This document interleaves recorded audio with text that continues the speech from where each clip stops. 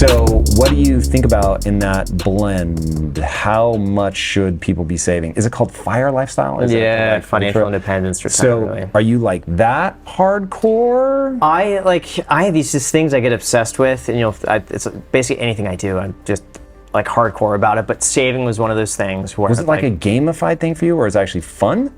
I enjoyed it. It was unhealthy to the point where I remember I'd be tracking gas and like not wanting to spend $5 in gas to go and see a friend. Like that's unhealthy because you end up not seeing the friend? Correct.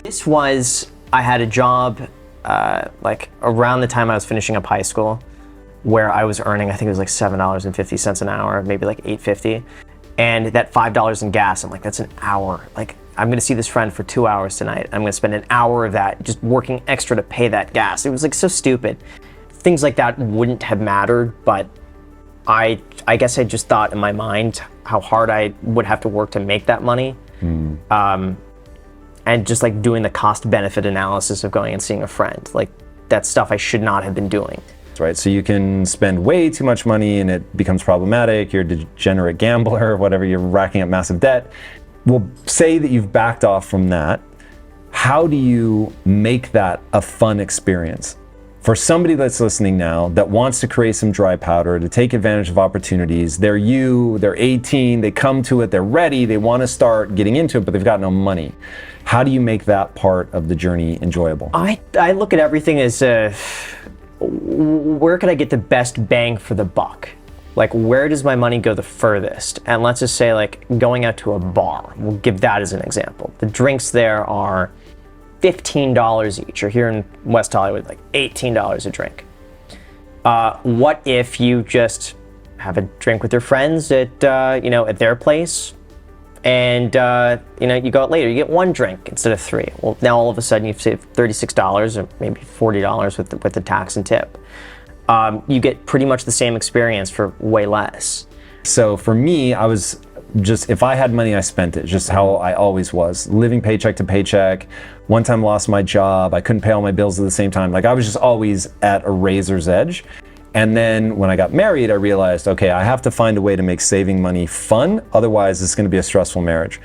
As I save my $36, I'm actually gonna put that into savings and go, hey, I would have spent this at the bar, but now I just saved that. I need to see that, so now I'm gonna apply it to a different account. So I made all these different accounts, was like, this is my spending money, and I just had an automatic amount that would go into it every month. Here's my bill money, whatever, and then here's savings. And if I ever did something like, oh, I could go out and spend that money, but instead I'm gonna save it, I would go actively move $36 over into my savings. I would see it go higher. Lisa and I would get around, we'd look at it and be like, oh, it's going up, like this is so neat. And setting goals and hitting the goals. And that, I was like, whoa, I actually gamified something I never thought that I could enjoy just by having dashboards, goals. And it's a little bit like when you're trying to lose weight. The losing the weight in and of itself is not fun, but if you have something, and that something is so often the mirror, where it's like, you're like, oh my God, like I'm actually getting leaner. I can, I'm going from a no pack to a 2-pack, from a 2-pack to a 4-pack. It actually gets pretty exciting, but you need that reinforcement of, taking the photos and this is what date it was and all that. I got Mint, I think in 2011. 2010, so I still have all of my data from back then, which is really cool. I still have the exact same account, they're all in there, and I've been able to track everything. I've always been interested in saving money, so that's just been like, I've just been predispositioned to like, just the default has always been save.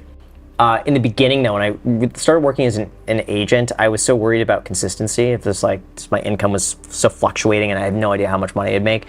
And so my thinking was that like, I was able to get like a 10 to 15% return on my real estate investments back then, and I would just think to myself, even assuming a 10% return, every $10,000 I save, that's $1,000 that I'd be able to make in real estate for the rest of my life. And I just viewed everything like that, like whatever I'm spending, 10% I could be getting every year, forever. And if I could earn enough, then I'll never have to worry about like working a job I didn't like or having to report to a boss. So that was a lot of my motivation of just like saving, like even spending $100 going out. I'm like, I could have $10 a year for the rest of my life if I just invest this money in real estate. And so I just, that was more exciting to me.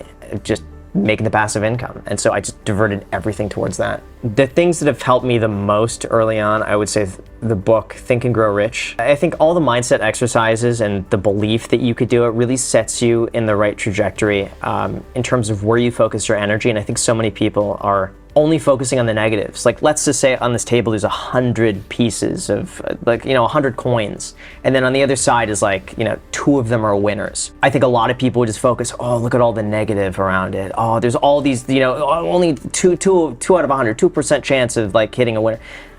That book really taught me to focus on the winners and wow, there's 2 opportunities in there. I'm going to find those 2 opportunities. If I turn over a loser, I'm going to keep going. Whereas other people would see that it's oh, there's only 2. So I think it really made me focus on not all the negative and not all the chances of failure, but where are the opportunities here? Just pinpointing those, I think, was huge for me. I think it's hard to get out of a cycle. I think when you get on a path of hanging around the wrong people, that's all you know is discouragement, negativity, hardship.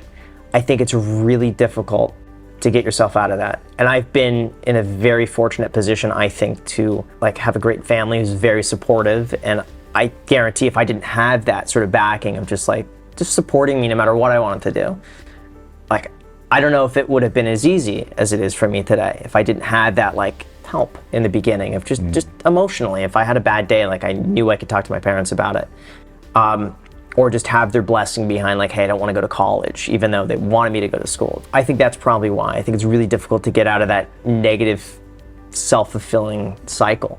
If all you know so far is failure, why would you trust the process of thinking anything different? So I think that this is a tremendous, whenever you have disruption, I think of it from a business lens. Whenever there's disruption in business, there's a huge opportunity. Most people, however, are blinded by momentum. They're moving in a certain direction, to your point, and they just can't get off that track. And so even in that moment of disruption, they never capitalize on it. And so the reason people say that there's more millionaires made in a depression is because there's so much disruption. Things are at a discount, but most people don't have the dry powder to be able to move.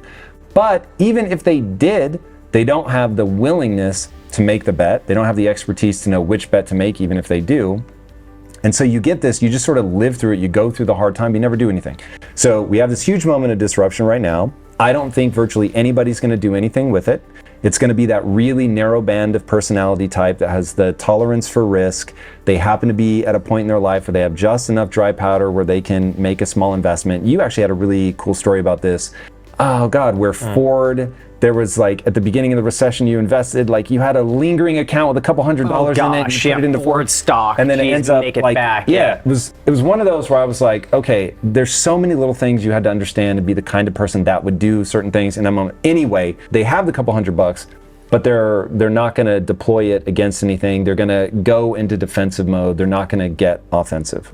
And so I look at this moment and I think, okay, the vast majority, no matter what I say in this interview, they're not going to go do it. They're not going to dollar cost average. They're not going to pick an index fund and blindly invest.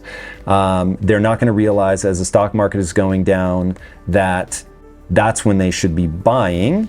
But to quote Warren Buffett, to paraphrase Warren Buffett, stocks are the only thing when the price goes down, people get averse. They don't want it. The price of a car goes down, you get excited. The price of a stock goes down, you don't, because it's an emotional buy. I won't derail us all on that for a second. But so that's what I think is going to happen right now. I don't think people are going to capitalize on this. I think now is the time, I think from the very beginning, just doubling down on what you're doing and the effort that you're putting in. Now is not a time, I think, to take a step back or take your foot off the pedal. I think now is a time where you could really just learn as much as possible.